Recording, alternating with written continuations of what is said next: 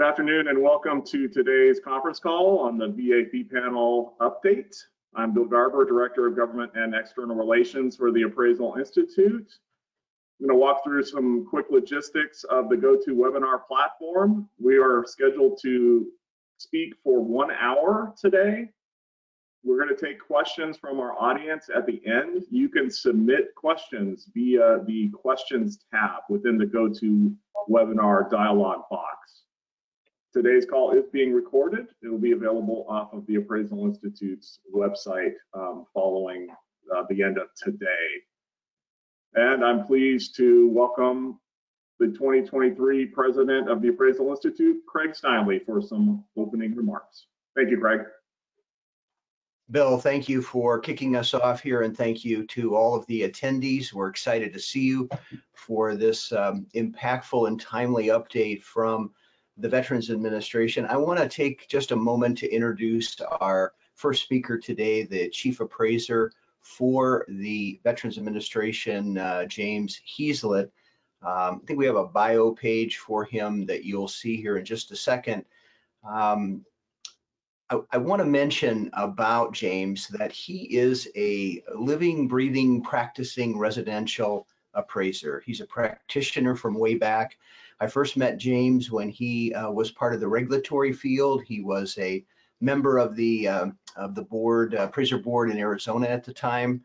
Luckily for me, as an officer in another organization that dealt with appraiser regulation, we allowed James to be our sergeant at arms frequently at our meetings. With his military background, he just simply had to go up to an individual and stand over them, and things got quiet quickly. So it was a real nice plus. As a matter of fact, James did such a good job as a member of the board that shortly after his term was over, they did away with the board and went to a different form of regulatory governance in the state of Arizona. So we're pleased to have James. I think he's going to speak to us for about 10 minutes, and then we'll introduce the other presenters today. James, take it away.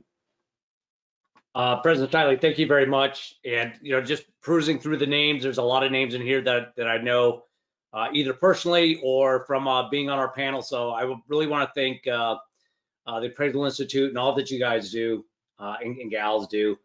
Tina, of course, we go way back too. There's a lot of excitement talking about a bill that has been signed off into public law now, where essentially it is allowing the secretary to re-examine our appraisal panel. There's a lot of talk and speculation on whether or not we were going to go lender select and do away with the VA appraisal panel. The best I could say is I could echo from our executive director. He has stated this clearly and boldly to many of our large lenders that we are not abandoning nor getting away from our appraisal panel, and that the VA will remain the client. And I think those are the two biggest takeaways that I could summarize that bill, that we are going to maintain our panel and we are going to remain the client. And I think those are the two key aspects of it. And when I spoke with John Bell, when I explained to him what it means if we gave up the panel and we are no longer engaging the appraiser, we are no longer the client, it removes our ability to protect our veteran. And obviously at the VA, we're very veteran focused. Everything is about our veterans. So that was kind of the mindset, that we're going to always be here for veterans. It's a lot of work. It's a lot of headaches.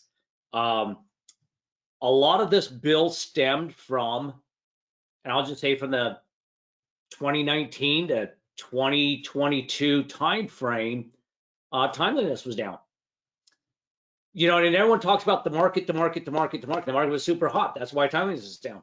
Well, there's another aspect to this that no one's really connecting, is we're in a national pandemic, and why appraisers were still getting up out of bed every day, brushing their teeth, taking a shower, going out to people's homes, going in there, introducing themselves and doing the hard work. Lenders were not. Lenders got to stay home. And so appraisers were putting themselves at risk. And because of COVID, Unfortunately, we had a lot of COVID sicknesses that delayed. And ultimately, when we look at our deaths of appraisers during that time frame, we did see a spike. Now, we can't directly attribute this to COVID, but I don't think it's unrelated. I don't think that it's a far stretch to say COVID had an impact of that. So why we keep talking about the market, there was a national pandemic that appraisers like yourselves were still getting up day to day and going out and do the work. And I think that has to be taken into consideration. This bill that we have a report that we have to report to Congress in 90 days. We are near finalized with our first draft. I can't really speak to it because it wouldn't be fair to speak to it. John Bell has not signed off on this. The secretary has not signed off on this. But we are bringing, the Congress asked us specifically for ideas and considerations that they should take up. And I think that we have offered some good ideas. I think will not only help the appraisal industry, I think it'll help AMCs. I think it will help lenders and everybody across the board. And so I think we're going to see some good ideas being offered into Congress. The part of the bill that everyone focuses on is 3A, and that's where who is eligible to do a VA appraisal, and I already spoke to that. The part that I'm having the biggest trouble is we do need to readdress NPRs. NPRs are a very difficult one to address. How do you define it? For those who've been around the industry for a while, you do have Jerry Kiefer always said that once you box yourself into an NPR, you've also boxed yourself out. And so it's hard to have a hard set of rules of what is safe, sound, and sanitary. But I think we need to have a lighter footprint on NPRs. We do know that because of our appraisers feel obligated to point out the minute safety items, to think that they're protecting the veteran or they're protecting themselves. Hindsight, what they're doing is they're causing real estate agents not wanting to accept VA offers. So I think we need to be, that's the one item that we are really going to drastically address. I'm probably going to reach out to you, Mr. Steinlein and Bill, for a little guidance. We're going to go out to our industry partners, and we're going to need some help on what constitutes habitable. What is habitable for an off-grid home? So we need to be flexible, but we need to have some set of standards. And if I could just take a moment to not necessarily talk about the panel, but I do want to talk about PAVE being one of the very, very, very, very few appraisers on the PAVE task force. A lot of you may have known that VA has just come out. We are now scanning all of our appraisal reports for potential, now I want to pause for effect, potential appraisal racial bias terms, because it's all in context. And so these words, this long list of words have been sent out. We had the Urban League look at it, National Fair Housing Allowance, and we walked it out to the Appraisal Institute. Some words on there I didn't agree with. In fact, Bill Garber came back with some words he didn't agree with, and I shook my head north and south. I don't agree that the word master should be on that list, because we have master bedroom, master plan community, we have master panel. There's a lot of terms that we still know that real estate agents and builders use master bedroom. And data now is showing that that word's going to probably go off. We're modifying this list.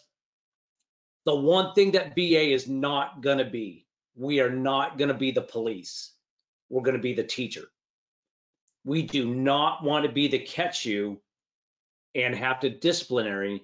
We want to study, analyze, understand, then educate. My biggest fear, and we have not seen it, is it's not for VA, but I wouldn't want any appraiser to be turned into the CFPB or HUD because a word or a term taken out of context by the intended user, the client, the intended user, the homeowner, turned into a higher agency, and that's what they're going to focus on. So I do think, I believe that we're in an enlightenment period. We're in the Renaissance age of appraising. I think that our data is showing that appraisers sometimes don't always think about what they're writing. I think words matter, and I think perception matters. And I just wanted to point this out. This is new for us. There's a lot of speculation on why is VA doing this. But under PAVE, we wanted to study and analyze what are appraisers saying, what are appraisers writing, and every word. Another word, gentrification. Gentrification is obviously it's a life cycle of a neighborhood. But how's the word used? Is the word used in this neighborhood really needs gentrification? Is that a wink, wink that that neighborhood is a poor neighborhood? Is that neighborhood a highly minority neighborhood? Versus we have a wider range of sales in this neighborhood because it's seeing the stage of gentrification. So I think the word by itself is benign, but how it's being used can be taken out of context. And so I think that's what we're doing. We're studying, we're analyzing. Once we do that, we will modify, change our list. We will publicize our list. And we want to be the teachers. We do not want to be the police. And I just want to put that out there. We are not looking to drop the hammer. I believe in this industry. But I do believe we're in the Renaissance period. I think we're in a slight Renaissance. We're going to have, obviously, we have some education coming. But I think that appraisers should take a step back and say, am I describing real estate? Am I describing the market? Or am I describing a class of people in this neighborhood? And I think that when you start talking about people, you're going down the wrong road. So that in a nutshell is all I really wanted to say. I'll open up to any questions anyone may have. James, just thank you for joining us today. I know you've been battling a little bit under the weather the last couple of days, and we appreciate you taking time to visit with us. And also, I mean, at a more macro level, being a really good steward to what is the gold standard in residential mortgage appraisal work. Everywhere I turn, and I speak with our members and in communication about process and procedure and policy, the VA is always modeled as the gold standard in the industry, and you go out of your way, and we should thank you every day for the thoughtful leadership that you've provided within the department, within the VA program. So thank you on both fronts. As we go to our panel, I do want to welcome in our panel today. We wanted this to be a dialogue and a conversation amongst VA fee appraisers. With us today, of course, Craig Steinley, President, the 2023 President of the Appraisal Institute, Warren Boyzot from Denver, Colorado, Reg Carter from Jacksonville, Florida, Craig Gilbert from Huntington Beach, California, Kristen King from Sheridan, Wyoming, Byron Miller from Minneapolis, Minnesota, and Tina Miniman from Apache, Oklahoma. So thank you to all of our panelists. Please make sure you've unmuted yourself so that we can hear you. I'm going to go ahead and turn to Byron Miller as a member of the AI Government Relations Committee. Byron was helpful in organizing today's panel. Byron, I'd like to just open up the floor to you, maybe for the first discussion point and question for James, channeling your inner VA appraiser. Well, thank you, Bill. Thank you, James, for participating in this. Always good to see you and talk with you. And I appreciate your comments about PAVE with regards to the word search. I actually had a question as you were talking about this, is that do you have a process that you're putting in place specifically for this?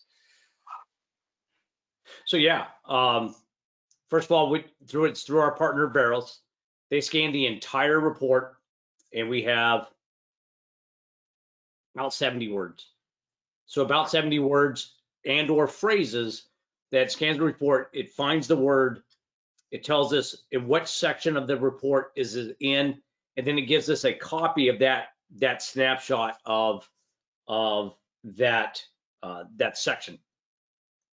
Now with that, so then my team looks at every single item. Every week we get a list of, they scan about we're still doing about 12 to 15,000 appraisals a week. Of that 12, 15,000 appraisals, we're getting almost 3,000 hits. So when we get these 3,000 hits, my team each week goes line by line and looks at every single word, and then we give it a grading. Was there absolutely no appraisal racial bias? Could it be construed or a low, or is it high? And we have not seen any high. High would be something we would take for action. If we saw an appraiser said, and I don't even want to think of what they would say, but if they said something outlandish, we would probably call that appraiser, and we would probably start going down the road of get rid of that appraiser off the panel. We wouldn't want that at all. We're not seeing that, but we are seeing such as bias. We see the word conservative, and I raise my hand. And I don't think anyone here has been probably ever used the word conservative. I used it once. I used it 1,000 times. I took a conservative approach to this value. With PAVE, and from what I know now, I don't think I would use the word conservative. I question, would someone say I was showing a directional bias towards a value? Now, am I gonna chastise appraiser for using the word conservative? No. But I think that's the education part. I think that if we really look at the words we choose to write in our reports, perception's reality. And if that homeowner, and being a former state board member, we know over half of the complaints are turned in by homeowners. I don't want any of our appraisers to put themselves in a spot to show any kind of potential bias or potential racism. And I just really question it. Again, I've used that word 1,000 times. But you do got to question if I'm using the word conservative. If you took a conservative approach to value, can that be questioned? I just don't want anyone to question me. Sure. Does that answer your question?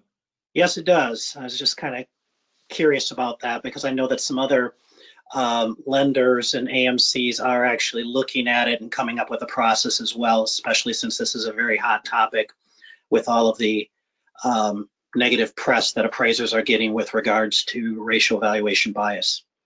I know lenders are very afraid of it. Lenders don't want anything to touch their space where they have to take ownership.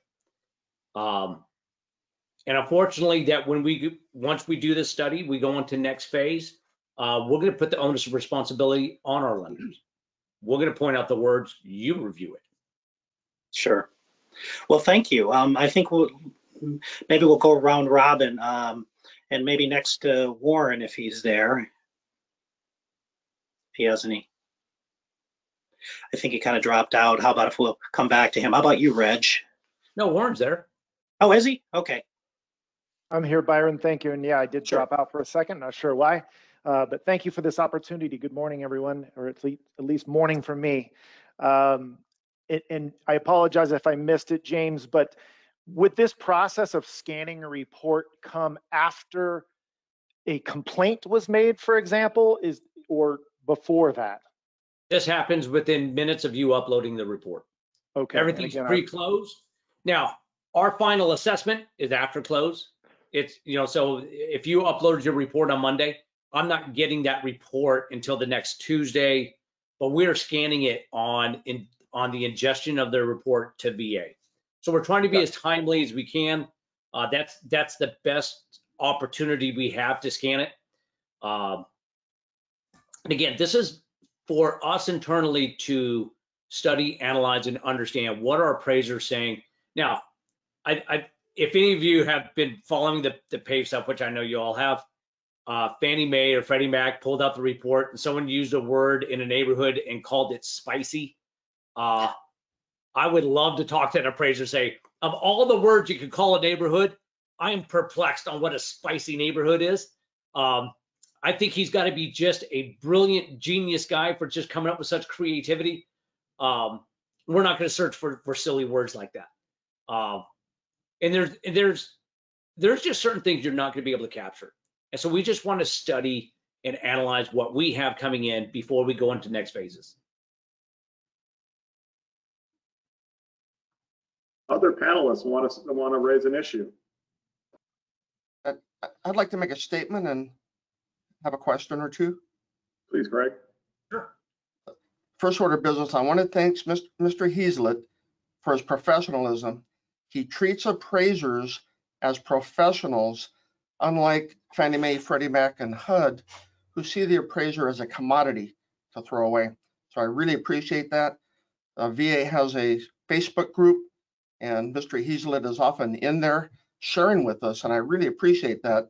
We're helping the appraiser at the ground level. Question I have is, there are multiple methods of evaluation of properties or collateral valuation, all the way from a full appraisal to an AVM, an appraisal waiver. James, could you explain how those fit within the VA and maybe what percentage of each is used, if you know the numbers? So we do allow a desktop appraisal. We kind of modeled similarly off of the Fannie and Freddie. We have an 80% LTV, has to be a purchase of a single family home only. And it's up to the appraiser's scope of work. The key component is the appraisers determine, not the lenders determine. The appraisers determine if their scope of work can provide a credible report, then do a desktop. However, when we look at purchases of that category of 80% LTV, we're about 3.5%. We're still a 100% LTV program. And I think that to carte blanche and say we're going to accept AVMs or desktops is kind of a risky position to put VA. However,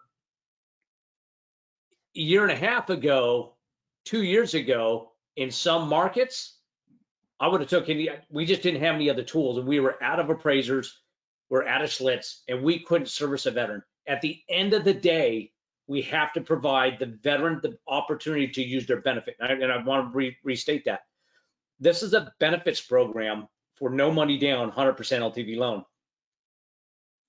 And if we can't allow a veteran to use their benefit, if it happens systemically, then I think the panel is going to be out of our hands. I think Congress will make decisions for us. Fairbanks, Alaska, we had 126 orders sit unassigned with no appraisers to take them for months, and that hurt because we didn't have an answer. I called other appraisers. The other appraisers, like, they got 60, 70 orders on their desk. They can't take anymore. So that's why we knew we had to start opening the parameters. But I think the key point, as long as the VA has the tools in our toolbox, I think in certain situations, would I use a desktop? In that case, absolutely. Would I use a bifurcated hybrid? Absolutely. I'd use an AVM. I need tools when I need the tools. Right now, volume's down. I think we haven't seen 5 desktop appraisals. So I think that we are probably going to open up the parameters on what we will accept. But I think that as long as we retain the controls of the levers on when we can say, hey, I think this is a perfect market for a desktop, then we'll do it. I think we're also going to look at expanding the AAPP program. I think we're going to look at taking away, and again, I think, I'm knocking on wood, we're going to remove the lenders opting in or opting out And the reason why is if Tina has a crew of people, she needs to be able to count on consistency.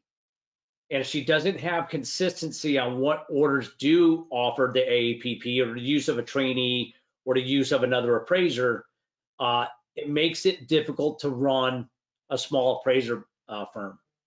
So I think that we're going to, I think that we need to take away that lenders opting in or opting out, maximize the use of AAPP.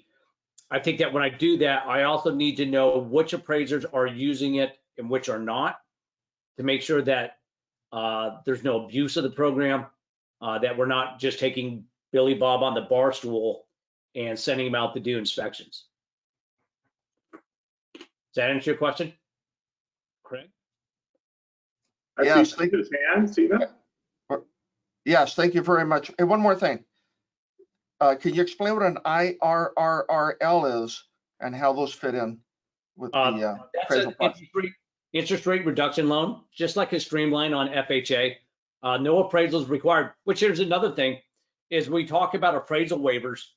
VA has a hard time waiving our banner on wins. It's hard to count our wins. And so I'm trying to change the narrative. When I brought this up to John Bell and my boss, Terry Roush, I said, interest rate reduction loans are appraisal waivers.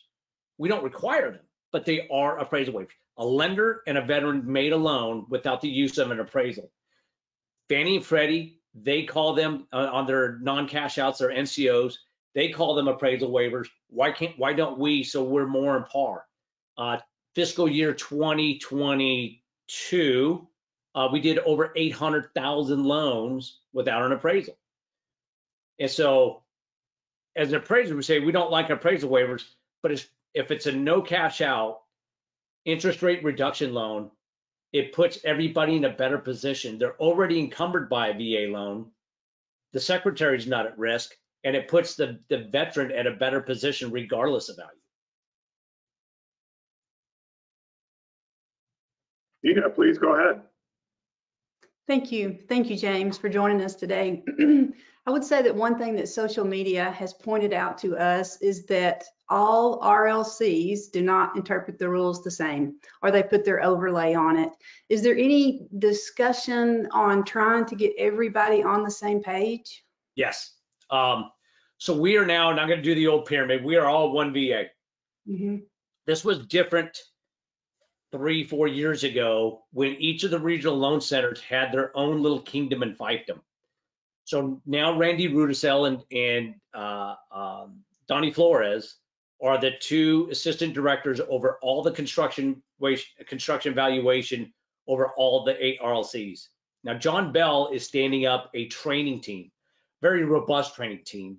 And then what we're going to do is we're going to start rolling out training for all the 8 regional loan centers to get the exact same training from the same voice. That has always been a problem with VA, as well as my policy sometimes isn't as clear as it should be. And so we need to get better at writing better policy that's clear policy for staff to understand. Perfect, thank you. One follow-up to that. Speaking of training, will you have a conference this year, a VA conference? Not signed in ink, but it is looking at May 2nd through the 4th, 2nd, 3rd, 4th, 2nd through the 4th in Kansas City. Perfect, thank you. We appreciate you. And we're doing 7 hours. Now we're calling it just SAR training, specifically 7 hours of training that I would love to call it SAR appraiser training. We're covering the same topics. I will tell you the reason why I like that is I attended SAR training in Denver. My father and I did a number of years ago, and they thought it was bizarre that appraisers would go to the SAR training. If they're reviewing my work, I want to know what they're reviewing, and I want to be able to communicate to them. And that was the best education I got being a VA appraiser at the time.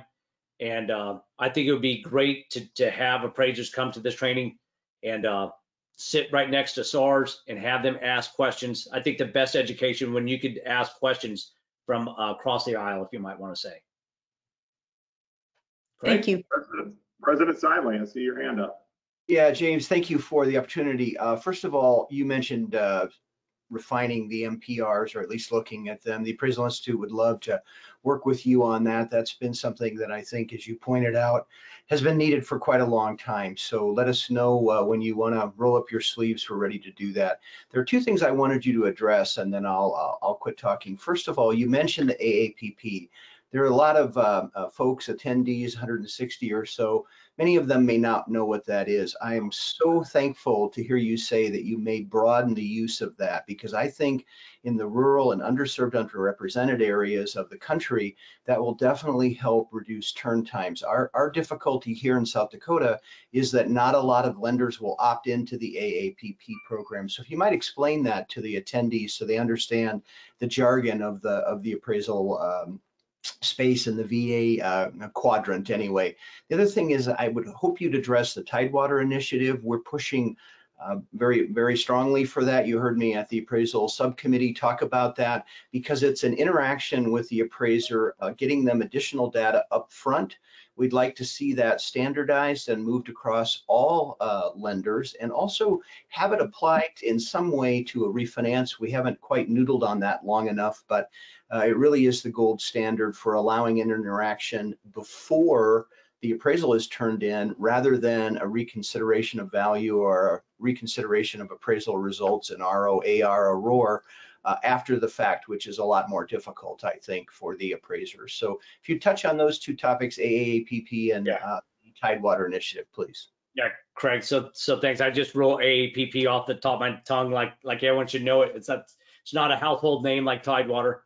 So that's the appraiser assisted performance program. And we were challenged under HR 299, Blue Water Navy, where they were trying to force VA to use a bifurcated appraisal process. So no surprise that there's a lot of AMC support behind that. I'm not against the bifurcated program. I just don't think it fits for VA and for our veterans. Our veterans are our number one priority. Let me just kind of explain to that, we have a lot of veterans that their names are actively sought out by some very nefarious actors that would love to know where they lay their head down at night. And that's why we have to be very cautious who goes in their house and who they are. We also have a lot of single moms where their husbands are deployed, might be in rural Wyoming, and we don't want Billy Bob. I just call Billy Bob off the bar stool, because we do know that there's a lot of AMCs that are not vetting their videographers or their inspectors, and so we don't want those types of people going in there and see that there's a young female with kids or no kids or whoever living out there by themselves. So we felt it's very important to try to keep that under the USPAP umbrella or under some kind of appraising umbrella. So we allow the use that for our VA appraisers, and Craig, I'm going to use you for example, that when you get that order, you're responsible for that report. Now, if you want to use a trainee to go out and inspect that report, inspect that property by themselves, if your state legally allows you, and have that trainee fill out that report and sign it on the left, as long as your state legally allows that. You sign on the right, VA's fine with it. If we feel that starts to, I hate to say to go back in time, because we always talk about modernization, we need to modernize. But I think there's some old school ways that still make sense. And I think that we could recruit, we could bring people into the industry if we could capitalize on the use of them. If we could capitalize on their training of that, to me, it just makes sense. And it puts them under a state board regulatory process. Or you could just use another appraiser, use another licensed certified appraiser. With some restrictions, we didn't want any complex properties. We had a Tidewater issue, because we feel that, Craig, if you send out a trainee and for some reason they miss something, it's kind of hard to call out Tidewater if you didn't actually see it. So we're gonna shake things up a little bit, and I think that again, if you can consistently say all your work could do that, you could set up a good appraisal shop. It also saves the time because Craig, I think I don't know who travels more, you or Bill, but so you don't have to check in and off a leave all the time. You could you can you can continue your work process flow because you can have your staff do it. So that's the AAPP. We find it could be big benefits.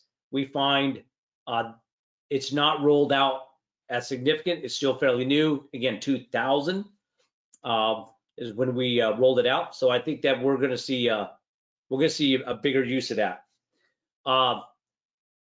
ROV Tidewater. Right now, it's a two separate part process. Tidewater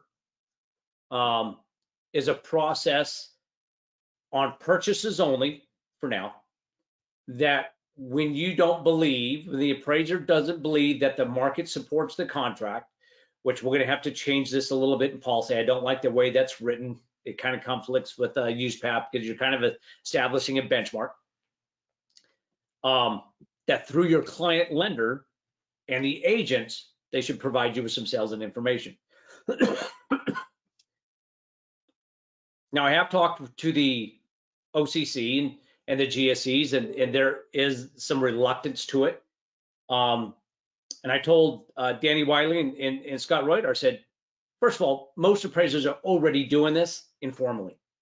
When you go out there, hey, I got some sales in the area. This is what I did. Here's the broker price opinion, how I arrived at the price. They're already doing this.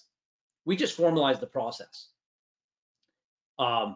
We think it's a good process. Excuse me. I think it works well for our veterans.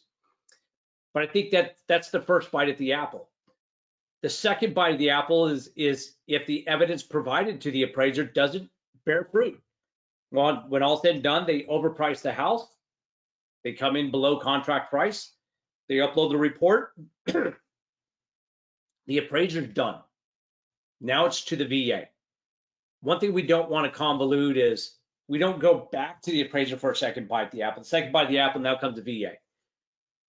We may contact the appraiser.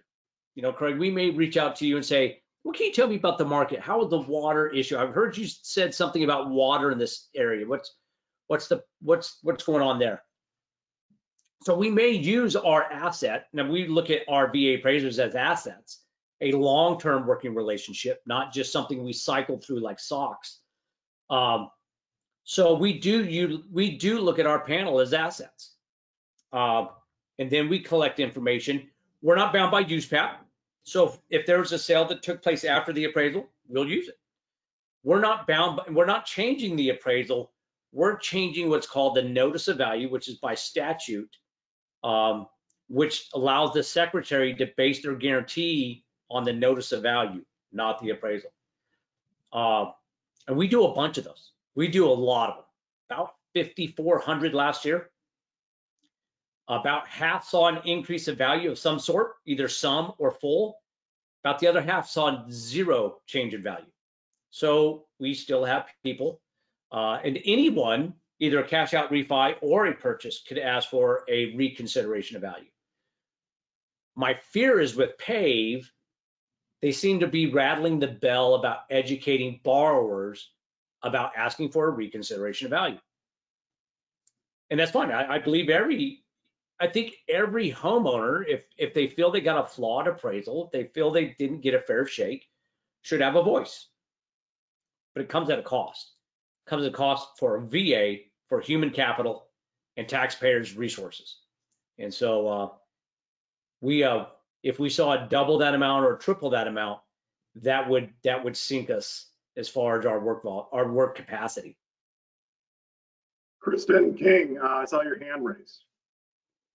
Yes, thank you again for having me, and it's nice to see everybody. So back to the trainee, I actually just had, we call them a business partner now. My trainees become my business partners. So he just got certified in Wyoming. And of course, we all know that there is a need for some of the smaller communities there, some smaller counties, for additional appraisers. He's having a hard time getting on the panel because hasn't been doing it for long enough, or, things like that. So he's a little frustrated. So that is one question that I have, is how can we maybe, because I have another business partner also in my office that's on the VA list. And so he's been with us for the whole training period. And we're just wondering how it would be a little bit easier for these smaller communities or Wyoming to be able to get maybe appraisers on those lists for you, so that we can cover more counties. And the other thing is sorry, I just have to give a shout out to my underwriter in Denver, Josh Harper. He is amazing with me, so I rely on him a lot just to make sure things go smoothly for the veterans and the process. And so I just had to give him a shout out. Awesome, thank you. So 5 years experience is one of the things that we have, but we don't define what experience is. I think you could talk to your business partner now and say, we need to find your 5 years experience and how does that translate to being to the industry. Whether he was painting homes, constructing homes, fixing homes, mowing lawns, I guess. We're flexible when we look at our 5 years experience. And I'll tell you what's interesting is our 5 years experience is what it was once written to put the appraisers at bay. It was written because everybody wanted to be on the VA panel. But now that we're trying to recruit, now it's a barrier for us to recruit. And so we are looking at this CFR, which is, so we could change CFRs in-house. It's not easy, but we can. So we're redefining what that is. We're going to probably redefine it as in a sense of probation. The CFR kind of states, and I'm kind of looking off out of memory, to be a fully qualified VA appraiser. And so when I talked to our national practice group, I said, could you look at a fully qualified as one who's not on probation? Loves the idea. So I think that we're going to look at, can we take somebody with 1 year's experience? Yes, you'll probably get 4 years probation. Not to sound like he just came out of jail, but I think that will give us, I think that will help our rural community. It will allow us to have oversight and allow us to say if he or she's a bad appraiser, well then we're gonna remove them, and we could do that during probation. It gives us time for us to review and analyze. That's where we're heading. Thanks, James. Work on his resume, be creative on that 5 years. Reg Carter, what's keeping you up at night as a VA appraiser?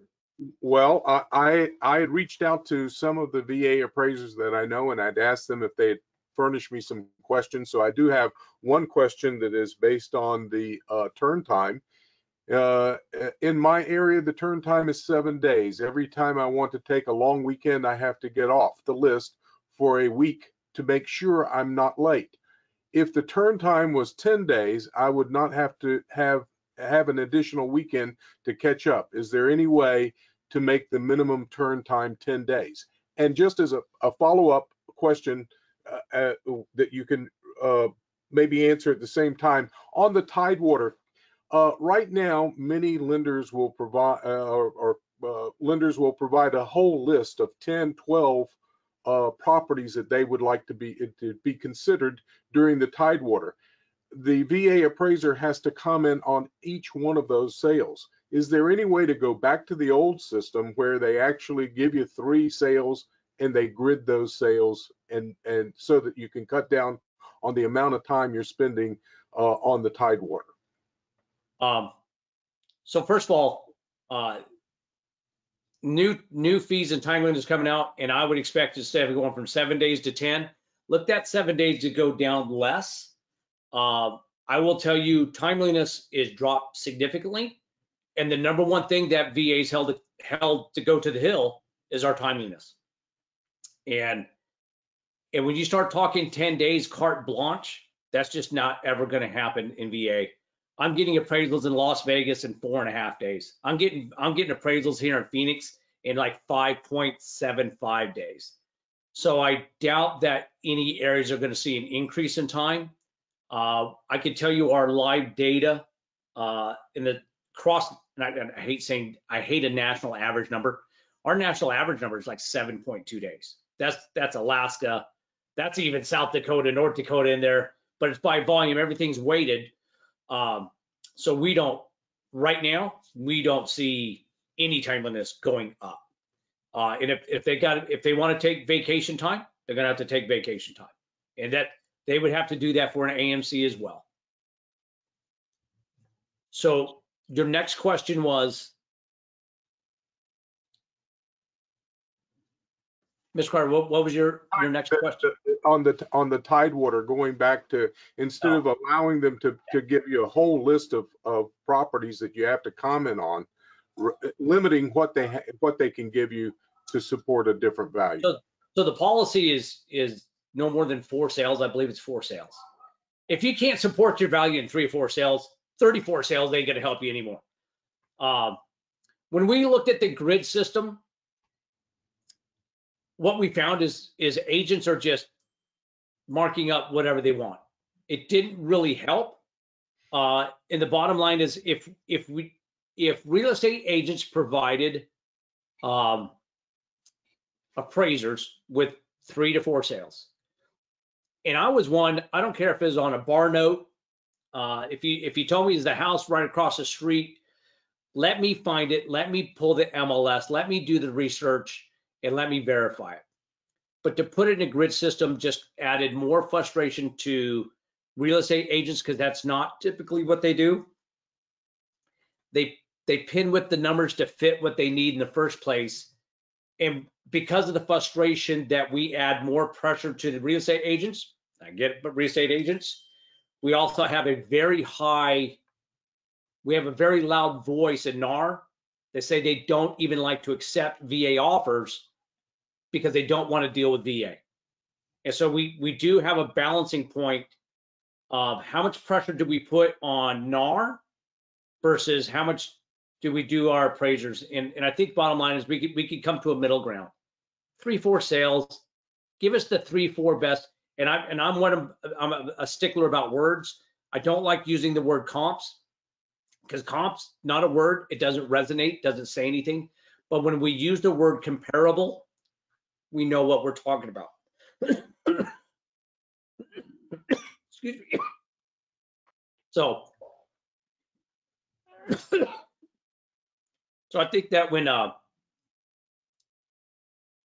we say about 3 or 4 comparable sales, give it to the appraiser, give them the addresses, research them, comment on them. What we do see is a lack of analysis. We see address 123 Main, Superior. Well, what made it superior? How did you test it? You just can't disregard them and just say a superior neighborhood. What made it a superior neighborhood? Did you do any analytics to it? And so we do have those downsides for some of our VA appraisers. We would like to see better analytics, but I don't like, and I'm the recipient of one of those where I get a 34-page, here's a whole CMA. It's like, when it comes to market analysis, that's what I do. That's my profession. I do a market analysis. I just want to know what you thought was comparable. So we're going to get to a happy ground on that. They're not supposed to give appraisers 34 sales. It's 3 or 4 sales. The grid, I just found that the grid was never beneficial, other than because they're going to write down whatever they believe fits their narrative. And I like to see appraisers actually do that narrative themselves. Just as a follow-up on the MPRs, there was never really a defined list of what MPRs really were. And as you know, particularly in new construction, they base their as a percentage. It's 95% complete. Will that be something that we're able to kind of look at? And then on the refis, having to go and mark an NPR based on wood decay in the minor wood decay. Can there also be some dollar amount that under that dollar amount, it's just not an NPR? Exactly. So first of all, we're going to go back to again, I'm really not as smart as some people say I am. I have to keep things really, really simple or I get really confused. So I think proposed construction is when you walk up to a lot and it's still grass. I think logically say, I think they're proposing to build something here. So boom, that's proposed. I think as soon as they start a foundation, they're constructing something. This is under construction. I think as long as contractors are coming and going off of that legal premise freely and at will, it's under construction to the time it's complete. When they put a lock on that door and contractors are not coming in and out, now it's new, less than 1 year old. So we're going to get rid of the customer preference items. It's going to be proposed, under construction, or new, less than 1 year. We just need to get back to be very simple. And at the point, you know, when Tina gets a new construction, I'm not going to tell the lender, here's all the things you need to provide Tina. Tina's a pretty smart lady. She's going to tell the lender, here's what I need. And if it's a D.R. Horton home or a Richmond American that she's been in 4,000 times in her career, she probably doesn't need much more than the contract and the list of options and standard features. So I think that we're putting the onus responsibility, not the onus responsibility, we're putting the scope of work back to where it belongs. And so if Tina's never been to this builder, has never seen this, and she needs a full set of plans and specifications, she's going to tell the lender, I need this, and then we're going to hold the lender responsible to get that to Tina in a responsible time. And at the same time, when you get the order, we want the order done. None of this putting it on hold because it doesn't meet this criteria. You get the order, go do the order, because it works that way in conventional. So why can't it work that way for VA? An attendee has a question. About 5 minutes left for questions. I'd like to turn to the audience questions if we can, maybe some rapid fire response to these. One question from an aspiring VA appraiser in the application process. They asked if there's an alternative to letters of recommendation for the application. Is it that appraisers rarely review each other's work is the challenge there? You know, that's a love-hate relationship, Bill, and I'll tell you why. Is we have a lot of appraisers say, well, I can't get recommendations from other appraisers. And I get that in some markets, but on the other side, it's like, who do you talk to and communicate when you have a problem? If you're not talking, communicating to other appraisers, now I question, because what's going to end up happening is that appraiser is going to call the RLC, say, how do I do this? And that's not what we do. So the love-hate relationship is you could be in a small remote town, say, I don't know any of the appraisers. I get that. And on the other side, it's like, who are you talking to? You got to belong to an organization. If, you know, look, you got to just know people. And they don't have to comment on your quality of appraising. They can comment you on your ethics. They can comment you on, you know, he calls me on a routine basis and we talk our problems out, very analytical. So there's a lot of things that they could write about. Thank you. Let's see. So we have a question about when we might see the do not use word list from the department. Is there a time frame? You know, I would probably say we're going to do this study for probably the next 4 months. We're going to modify this list a little bit, and then we'll post it on the website. I'll tell you another thing that John Bell wants to do on the website. We're going to post our actual appraiser's current timeliness, as well as he's even advocated for this. And I will tell you, my jaw nearly hit the desk. He wants to start posting lenders' timeliness from the time they ordered the COE to the time they guaranteed close the loan. And I was like, wow, Well, along those lines, I got a question here, a comment from an appraiser that lenders are delaying payment past 90 days or claiming they won't pay until the loan closes or the RLC does not actively engage in assistance. Is there anything the VA can do to assist appraisers in being paid promptly? So two things is yes. They signed a statement certification that they will pay the appraiser when the NOV has been issued, and or if the NOV could not be issued. So it does not wait until closing. So and just for explanation, one of the problems that we do have at the VA is a lender, and I'll just say Nova Home Loans, big in Arizona. Nova Home Loans has their AMC and all their appraisers, so their payment process is very, very fluid. VA is out of their system. Their accounting department, they're new people. We've never had this appraiser. It's a challenge for them. Some lenders are just more painful to work with than others. Some appraisers, I will tell you, I have stuck my neck out on the line and gone directly to executive leadership, only to find out that the appraiser did get paid and they show me the canceled check. And that hurts when the chief appraiser goes to executive leadership and all I get back from the appraiser say, oh, my bad. So a lot of times appraisers do complain about payment, and it's really, I do look at some of those appraisers say, I wonder what their billing process looks like, how they manage it in-house. Again, I don't want to put it all on appraisers. It's some on lenders. We had JG Wentworth closed up shop and left about 1,000 appraisers hanging on payments. We got that corrected for them. So it's a mixed bag of getting payment. What we're looking to do as we move forward into a next contract is I do want to move to an ACH automated clearinghouse type payment. This is going to be a love-hate relationship with appraisers. My dad, who just retired in December, was that absolutely no way is anyone going to gain access to my account. It's like, for the love of God, Dad, your Social Security check gets deposited. You don't have a problem with that.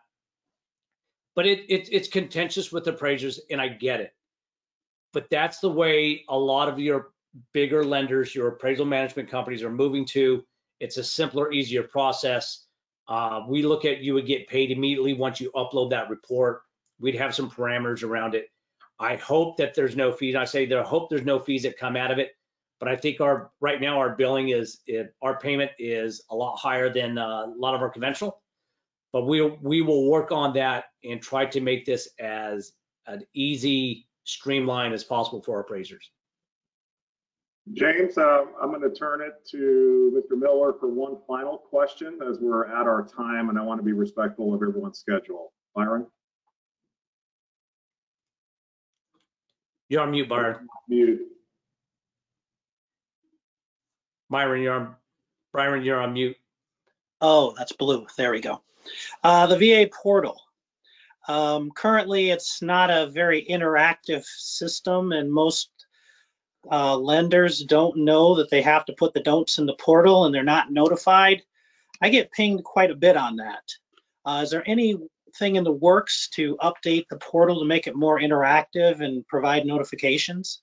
Right now, we're going through a modernization process.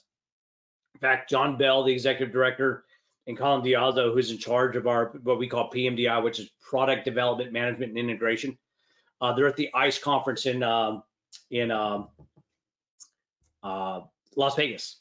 So we are looking to automate all the loan process is going to come in through an API. We are also looking at integrating through our next vendor, whomever that may be. We're going to start processing orders to the VA appraiser. So you can now start managing it right off your cell phone. We're hoping to be able to tap into ResNet. So if you have a HERS rated or energy efficient home, you'll get all the ResNet information. You'll get a plethora of information right to your page, your app. You'll be able to open it up and just be able to plug and play right off that. We're looking to pizza tracker, and some people have a problem with when you say pizza tracker, but I think when we talk about the Domino's pizza tracker, you kind of get it. We first looked at the appraisal process, but I think what we're going to do is we're going to do it from the time the lender touches it to the loan is guaranteed, and we're going to be able to parcel up who's touching what at what time. And so we're looking to give much more transparency to the lenders. I think agents are going to be able to get information. Our veterans are going to get information. So the veteran is going to get information when you made the appointment. Veteran's going to get the information when the home was inspected. Veteran's going to get information when you uploaded your report. Veteran will not get information on Tidewater because we don't want to alarm the veteran when we're still talking amongst professionals. And Craig, you made mention about our Tidewater on refis, and that's a real good question. We've been secretly behind closed doors, one-off conversations, and that's going to be a difficult one. Urban League has asked if we would use AVM data up front to give to appraisers.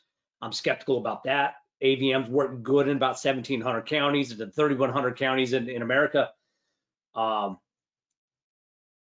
think the concept is the right concept. I just don't know how to bridge that gap to get there yet. And I think I would like to see the rest of the industry to kind of do a head north-south nod on it. But I think that's the right way to go. And all the PAVE topics, all the things that has hit the news, it always starts with the first appraisal came in low that the homeowner didn't agree with. I believe my perception is if that first appraiser may have been paid appropriately, I think if that first appraiser was given sufficient amount of time to do their due diligence, I think if that first appraiser was vetted so they got the right assignment to the right appraiser, that would have been avoided. So I think that a Tidewater process in a refi has merit. I just don't know how to make that happen. James, thank you so much for your good work. We really appreciate you spending time with us today. Thank you to our panelists as well for your questions and your comments. James, I don't mean to put you on the spot, but we did get quite a few questions that we didn't get to today in the questions tab. I do get access to those. Would you be able to maybe Absolutely. work with me to address any of those? Absolutely. And Bill, President Stanley, Craig Stanley, I really appreciate you allowing me to come on. Look, I have the best job that you could ever think of to be the chief appraiser of a VA panel. It's not a lot of work. It's good work. It's God's work. And I'm going to tell you, I think that the VA panel has the best appraisers that our profession could assemble. And so because of that, I get the honored privilege of being the chief appraiser. I always say I'm your chief appraiser.